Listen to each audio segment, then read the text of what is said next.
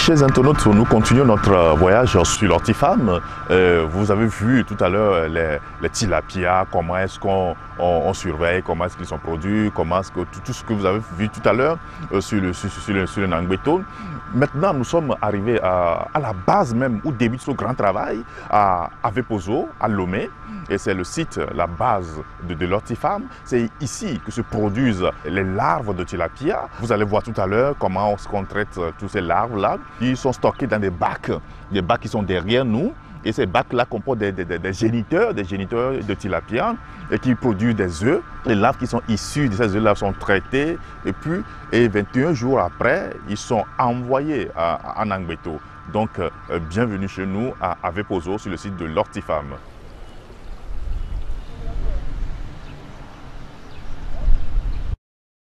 Ici, c'est la production. Actuellement, nous, la collecte, nous sommes en train de faire le tri pour le monosexage. Actuellement, nous collectons les larves. Après avoir collecté les larves, on les traite avant de pouvoir les classer. Donc, actuellement, ils sont en train de tamiser et les larves et les déchets. Après cette opération, maintenant, ils vont aller classer et ils vont faire 3 semaines pour le sexage. Donc après les 3 semaines de séchage, maintenant là, on fait le grading, c'est-à-dire le calibrage. Maintenant on va essayer de les classer poids pour poids et envoyer maintenant à Nangbeto dans les cailles de grossissement. Les larves là proviennent des œufs que les reproducteurs ont pondus et après éclosion, c'est ce que nous les collectons. On les collecte 2 fois dans la journée, matin et soir. Là où vous voyez les filets bleus, c'est là où nous faisons le monoséchage. Pour 3 semaines, c'est-à-dire 21 jours. Maintenant, de l'autre côté, c'est là où c'est couvert et non couvert un peu là. C'est là où il y a les reproducteurs.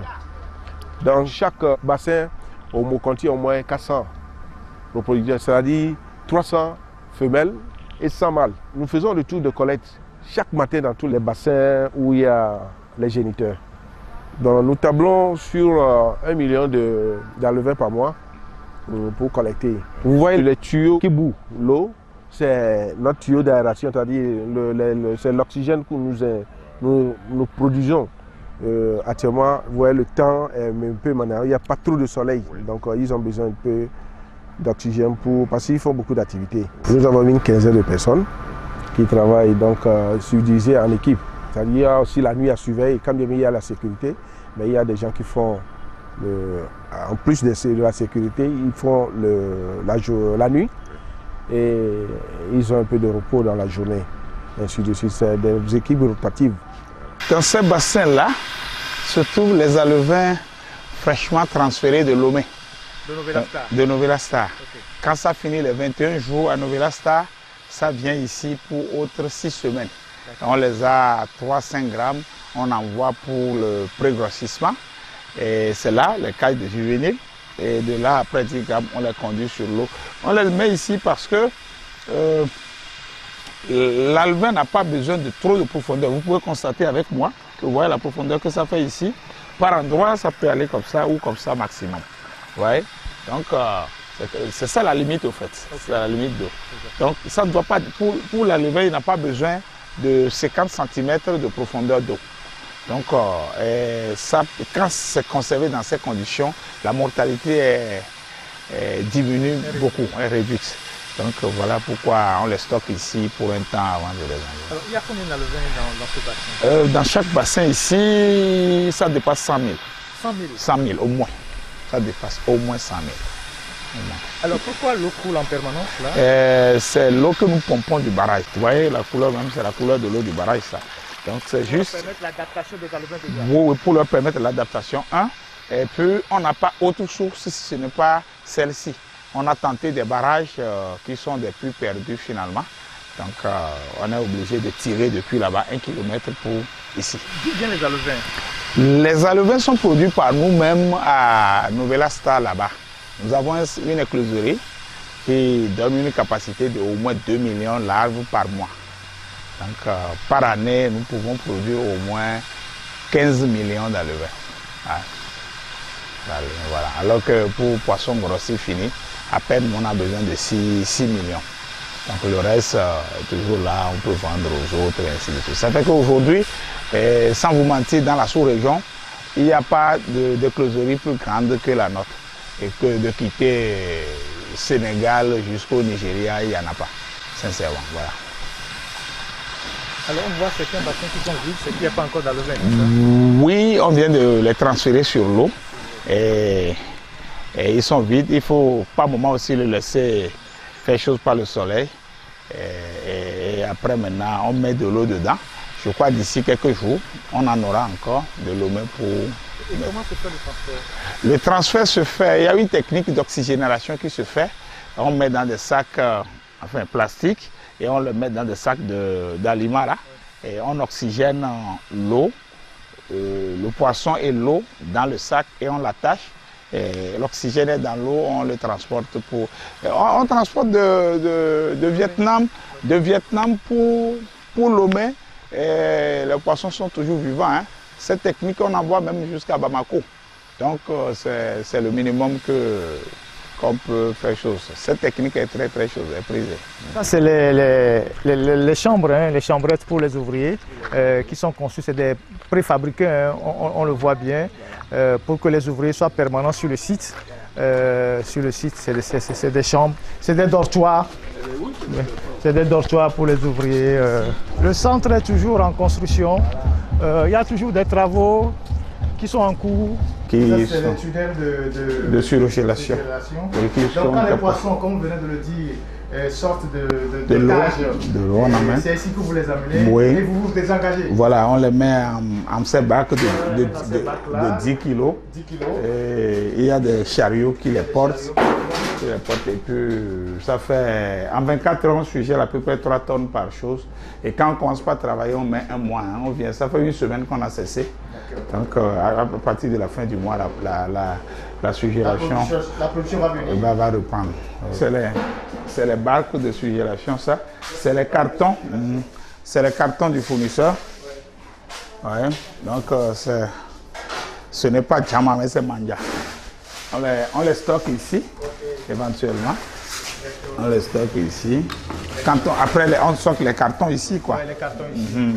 Okay. Donc, voilà un peu comment ça se fait. Il y en a deux, il y en a ça et ça. Il y en a deux. On dose de glace, ouais. Donc, une pondeuse de glace. Ouais. Ça veut dire que vous fabriquez les glaces ici? Oui. Une pondeuse de glace. Quand on veut charger de poissons, on allume seulement, ça pond le gaz. Il y a de l'eau qui rentre dedans et puis les glaces tombent. Et puis on prend ça pour stocker, pour conserver le poisson pour là où on va. C'est ça qu'on utilise pour les Ghanéens. Voilà. Donc on va aller pour la production. Vous voyez les problèmes qu'on a avec le soja? Vous voyez les problèmes? Ah ouais. Voilà. Il y a des déchets. Des déchets, des cailloux. Dans le soja? Dans le soja. Il faut trier tout ça. Il faut trier tout ça. Si on ne trie pas, les soudeurs ne pourra pas prendre. Ouais, la machine là-bas ne pourra pas prendre. Donc ça fait que on trie. Et après avoir trié, on l'écrase ici. On l'écrase et puis on le met en pression là-bas. L'opération consiste à écraser, à bouillir de l'autre côté et venir maintenant. Il va amener, il va faire la démo maintenant, vous allez voir.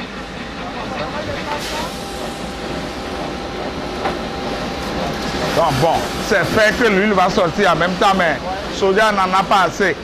Donc si on dit que ça va sortir, là voilà ce qui sort. Là on est obligé de retravailler ça ici. Ce qu'ils ont fini, c'est ça qu'ils sont en train de casser ici. Et après on le met dans la machine là pour broyer. Donc ça il est en train de mettre là.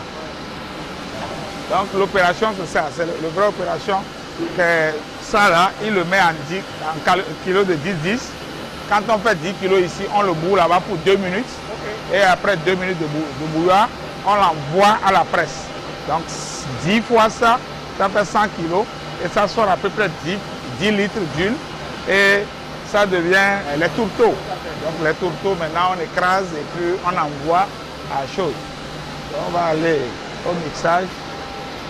Donc ça fait que tout le temps, à cause de soja, on est obligé d'avoir des déchets. Tout ça là vient au moulin ici pour se faire moudre. Quand on moude tout, on va de l'autre côté.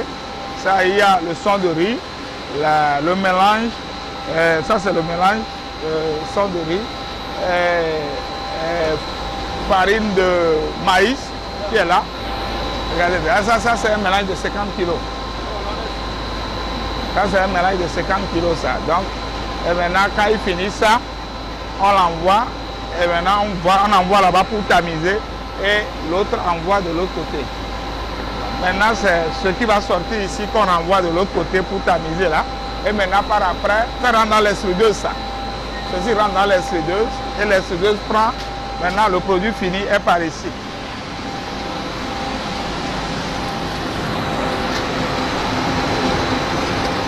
C'est ça le produit fini. Il y a de l'eau? Ça c'est le séchoir. Hein? Donc le séchoir qui prend et qui envoie, ça fait le tour dedans et ça va de l'autre côté. Hein? Regardez la flottabilité. Vous voyez? C'est ça. Ça. Si ça ne flotte pas, c'est pas bon. Parce que les poissons, ça risque de nous tricher. Et puis maintenant,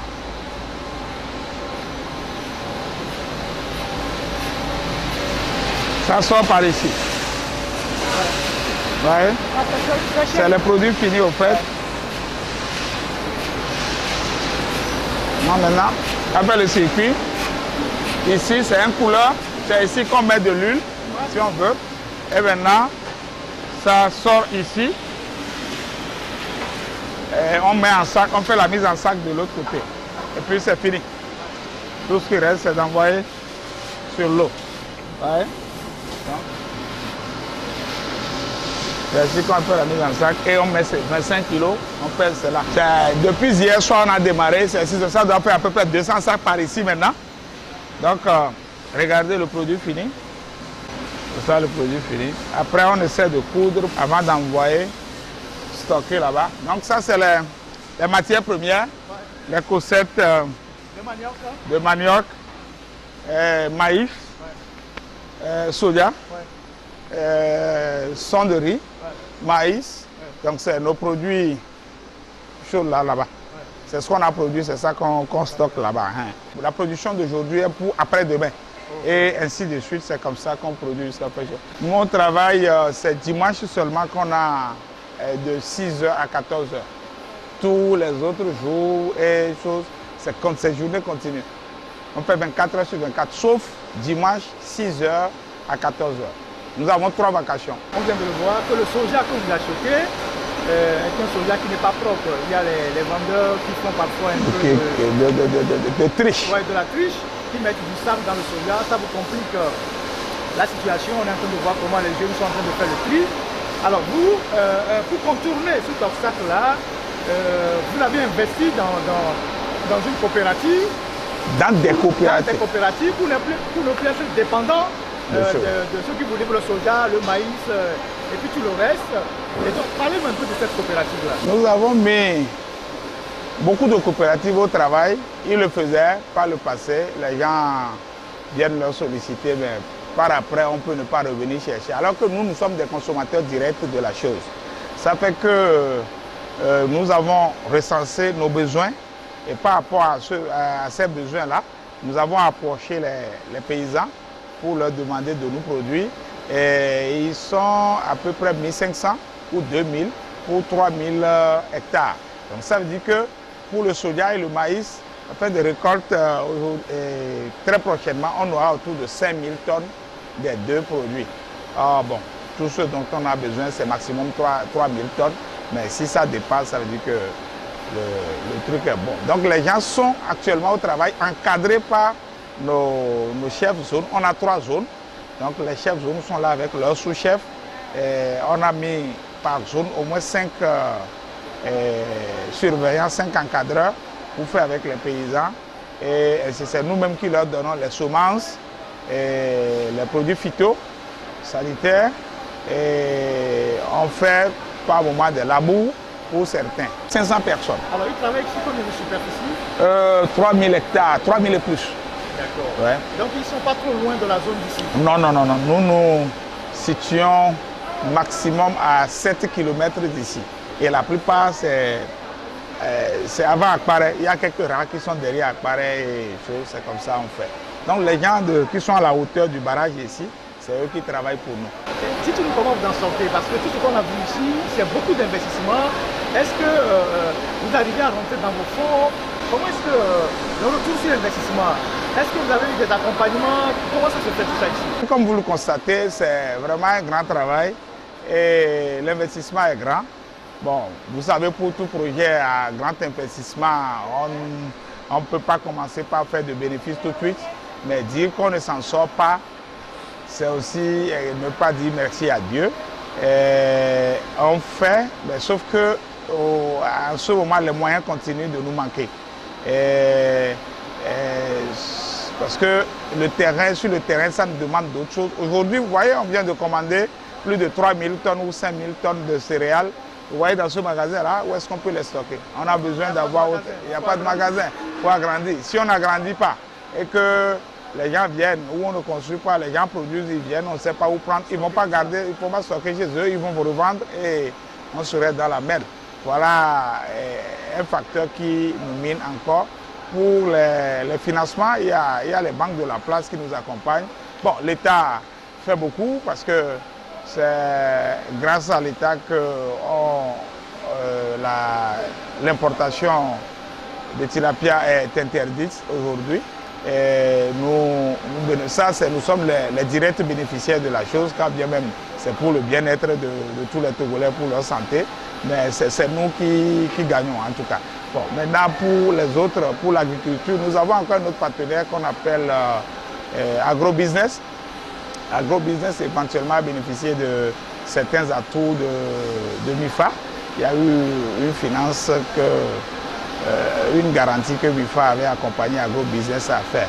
Mais nous-mêmes à Lofty, nous sommes toujours en attente de ces financements qu'on n'en a pas encore eu.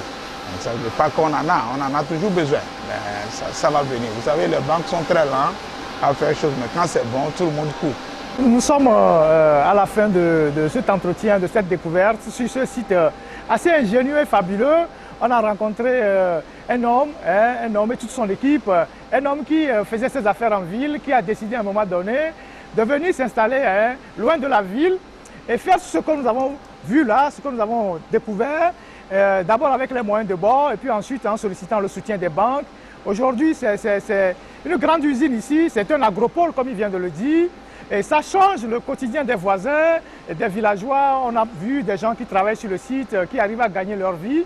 Et donc, je pense que ces initiatives doivent être soutenues, encouragées, parce que le Togo, comme on le dit souvent, doit être moins dépendant de l'extérieur en termes d'importation. Et on a tous eu à écouter la question du tilapia. On sait que ça a suscité beaucoup de polémiques. Aujourd'hui, certains de nos compatriotes s'y mettent, qui produisent. Ce n'est pas encore vraiment la grande production pour couvrir toute la consommation, mais avec le temps, cela va arriver. Ce que nous avons vu ici est assez extraordinaire. Et donc, nous sommes à la fin de ce reportage. Nous vous remercions, tous ceux qui ont suivi ce reportage. De temps en temps, nous allons sortir de Lomé pour essayer de faire découvrir des choses qui se font à l'intérieur du pays par nos compatriotes, des choses qui participent au développement du pays. Et c'est pour ça que nous sommes là aujourd'hui à Nangbeto. On vous dit merci. Je remercie l'équipe technique, le caméraman Isidore qui est là, qui est dans l'ombre, qui a organisé tout. Toute l'équipe de Lofty Farm qui nous a accompagnés sur l'eau, sur la terre ferme, ici, qui nous a permis de découvrir tout cet endroit-là. Vraiment, c'est un centre qu'il faut venir découvrir. Je suis convaincu que le promoteur ne cesse de recevoir des visiteurs le week-end, des gens qui viennent ici. Il y a quelques chambres réservées. Les gens qui veulent s'évader un peu de Lomé, venir manger un peu de tilapia ici, ils viennent souvent. Et donc, voilà, nous remercions tous ceux qui nous ont suivis et à la prochaine. Merci.